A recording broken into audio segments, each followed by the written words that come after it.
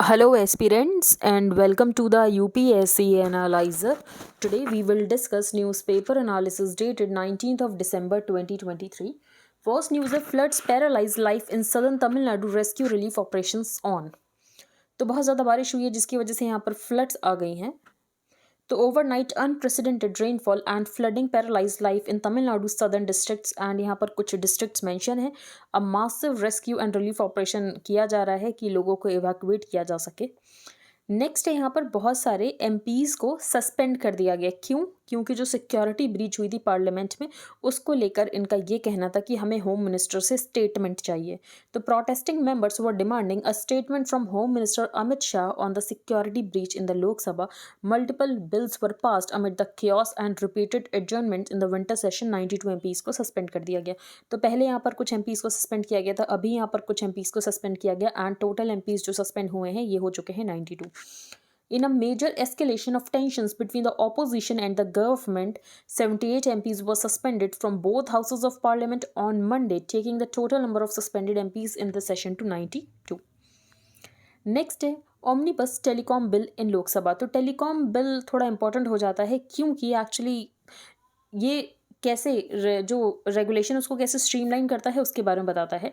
अब ये कौन से एक्ट को रिप्लेस करेगा? तो रिप्लेस कर रहा है टेलीग्राफ एक्ट ऑफ 1885.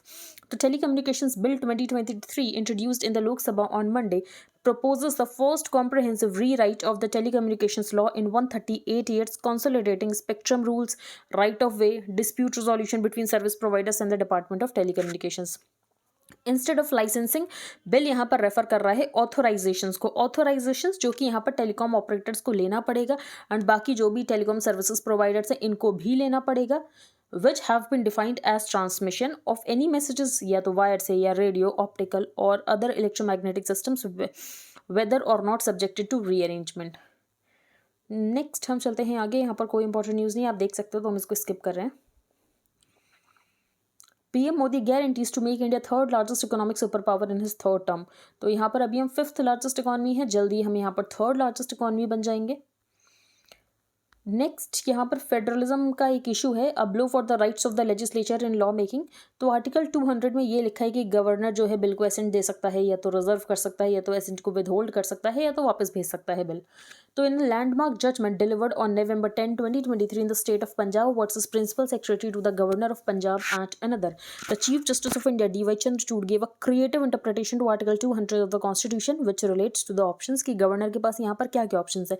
तो एक्चुअली ये कहा गया था कि गवर्नर बहुत लंबे समय तक बिल को अपने पास नहीं रख सकता है. अगर एसेंट को विदहोल्ड किया जा रहा है तो ये भी आप इन्फॉर्म कर दो, नहीं तो बिल को आप वापस भेज दो.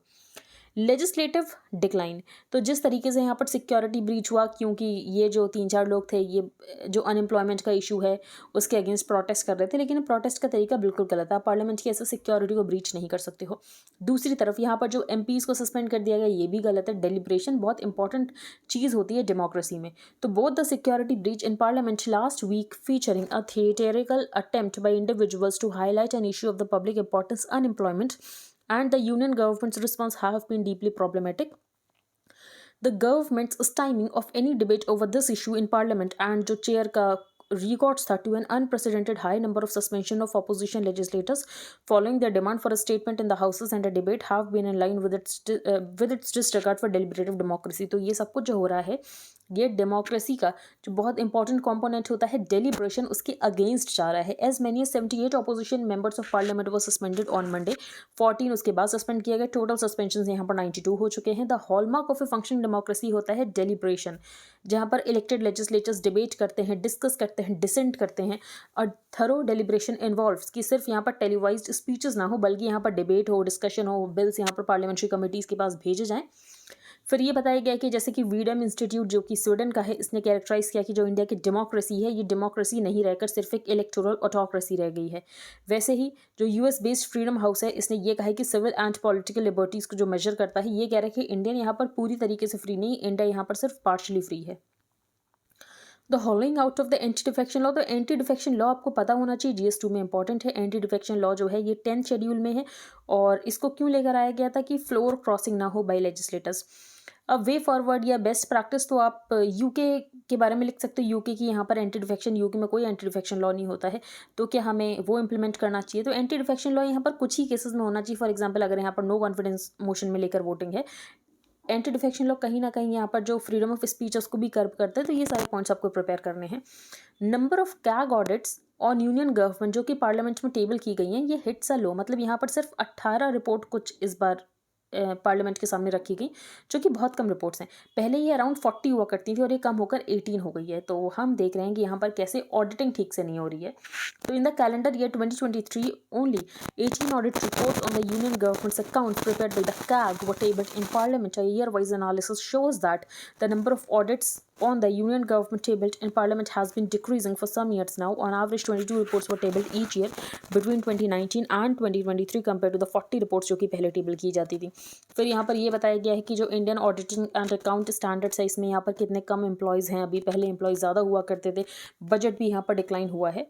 What does COP28 mean for cities? तो COP28 दुबई में हुई, यहाँ पर एक डिक्लेरेशन साइन किया गया। उस डिक्लेरेशन में बात की गई कि हमें फॉसिल फ्यूल से ट्रांजिशन अवे करना है। इसके अलावा लॉस एंड डैमेज फंड को ऑपरेशनलाइज करने की बात की गई।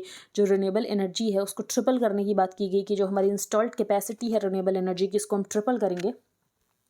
The 28th Conference of Parties in Dubai has been described by some as being a mixed bag, even though it couldn't come up with a profound statement of ending fossil fuels. At least a discussion was triggered कि हमें यहाँ पर fossil fuel से move away करने की ज़रूरत है।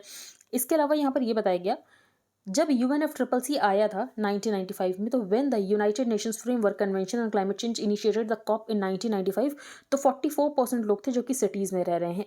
2050 तक 68% लोग होंगे जो कि सिटीज़ में रहेंगे। तो urban world today consumes nearly 75% of primary energy and responsible for the 70% of the CO2 emissions. At this years COP there was a special day जो कि डेडिकेट किया गया to the ministerial meeting on urbanisation and climate change. Global south की countries कुछ ज़्यादा ही vulnerable हैं। पहली बात, अगर आप देखो कि बहुत ज़्यादा यहाँ पर कोस्टल कंट्रीज़ भी हैं, तो सी लेवल राइज हो रहा है जिसकी वजह से वल्नरेबल है। बाकी इनके पास ना टेक्नोलॉजी है ना फाइनेंस है। तो city leaders are hardly empowered. The major employment is in the informal sector. Adaptation की है, लेकिन अडाप्टेशन के लिए इनके पास फंड्स ही नहीं है। Why has survey been approved at the Shahi Idgah? तो अभी आप कल के न्यूज़पेपर में देख सकते हो कि शाही ईदगाह यहाँ पर ये जो कॉम्प्लेक्स सर्वे कराया जा रहा है, वैसे हम डिस्कस कर चुके हैं कि यहाँ पर ये कहना है कि एक कृष्ण जन्म स्थान है एंड उसके ऊपर यहाँ पर मॉस्क बनाया गया था। तो यहाँ पर कॉम्प्लेक्स सर्वे होना चाहिए पता करने के लिए कि क्या ये सही में यहाँ पर कृष्ण जन्म स्थान है। Understanding value investing. Value investing क्या होती है? तो मान लो यहाँ पर कोई शेयर है जिसकी इंट्रिंसिक वैल्यू ज़्यादा है, लेकिन वो ट्रेड कम प्राइस पर हो रहा है। इसका मतलब ये है आने वाले समय में उसका प्राइस ज़रूर बढ़ेगा। तो ऐसे शेयर्स में इन्वेस्ट करना जिसकी इंट्रिंसिक वैल्यू ज़्यादा है लेकिन अभी वो कम प्राइस के ऊपर ट्रेड हो रहा है, इस उम्मीद में कि आने वाले समय में ये अपने इंट्रिंसिक वैल्यू के आसपास पहुँच जाएगा, तो यहाँ पर इन्वेस्टर को फ़ायदा हो जाएगा। इसको बोलते हैं value investing. PMLA accused can be given copy of grounds of detention within 24 hours। तो PMLA एक्ट जैसे जिनको ड्रैकोनियन लॉ बोलते हैं, तो इसमें प्रोसीजरल सेफगार्ड्स होने चाहिए। तो वही एक प्रोसीजरल सेफगार्ड ये भी है कि जो ग्राउंड ऑफ डिटेंशन है वो 24 घंटे में आपको पता चल जाएगा, भले ही तुरंत ना पता चले। नेक्स्ट आगे चलते हैं। OBC रिप्रेजेंटेशन एम्स फैकल्टी में बहुत कम है, ऐसा यहाँ पर हाउस पैनल का कहना है। India's first winter Arctic expedition begins and Raman research institute team जो है वो यहाँ पर स्टडी करेगा। बाकी यहाँ पर हमारा एक रिसर्च स्टेशन है जिसका नाम है हिमाद्री। तो India has been running its own research station Himadri in Svalbard since 2008।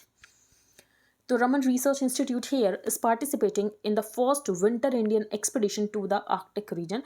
Institute said on Monday, the day when Earth Sciences Minister Kiran Rijiju flagged of the expedition, that its researchers would examine the characterization कि यहाँ पर radio frequency environment क्या है।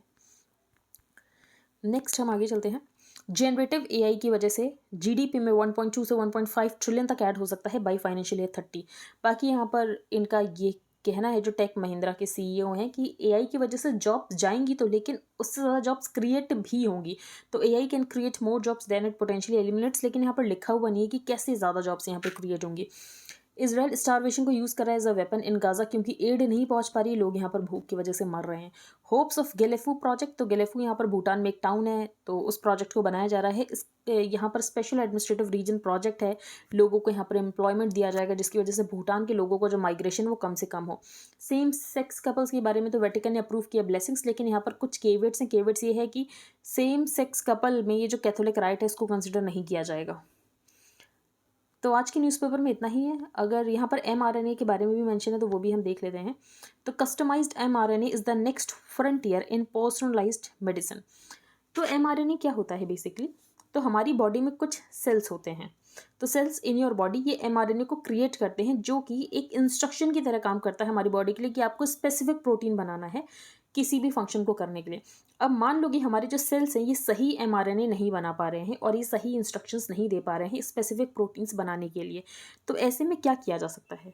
तो researchers क्या कर सकते हैं, वो नए mRNA बना सकते हैं उन इंस्ट्रक्शंस को करेक्ट करने के लिए अगर ये सही से वर्क नहीं कर रहे हैं। mRNA को लेकर वैक्सीन भी बनाई गई थी जो कि कोविड की mRNA वैक्सीन है।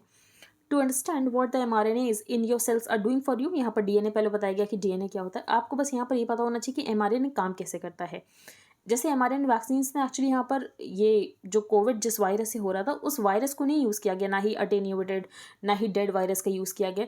ये क्या कर रहा था, ये सिर्फ एक्चुअली वो जो स्पाइक प्रोटीन है वो इस तरीके से बॉडी को गाइड कर रहा था कि आपको ये वाली एंटीबॉडी बनानी है। तो बस आपको ये mRNA के बारे में पता होना चाहिए। तो आई होप आपको सब कुछ क्लियर हो गया हो।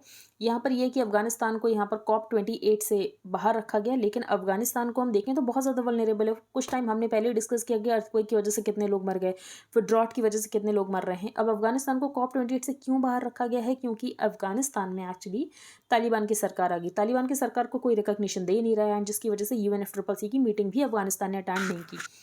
तो यही यहाँ पर बताया गया है कि Taliban take over of government institutions has meant that Afghanistan यहाँ पर UN क्लाइमेट फंड्स को भी एक्सेस नहीं कर पा रहा है, including the green climate fund, जिसकी वजह से अफगानिस्तान यहाँ पर अडाप्टेशन नहीं कर पा रहा है, मिटिगेशन नहीं कर पा रहा है। तो अगर आपको कोई डाउट है तो आप टेलीग्राम ग्रुप या पर्सनल मैसेज में भी बता सकते हैं। एंड अगर आपको मेंटरशिप प्रोग्राम UPSC का ज्वाइन करना है तो वो भी आप कर सकते हो। उसकी डिटेल्स आपको डिस्क्रिप्शन बॉक्स में एंड कॉमेंट बॉक्स में मिल जाएगी। Thank you and have a nice day.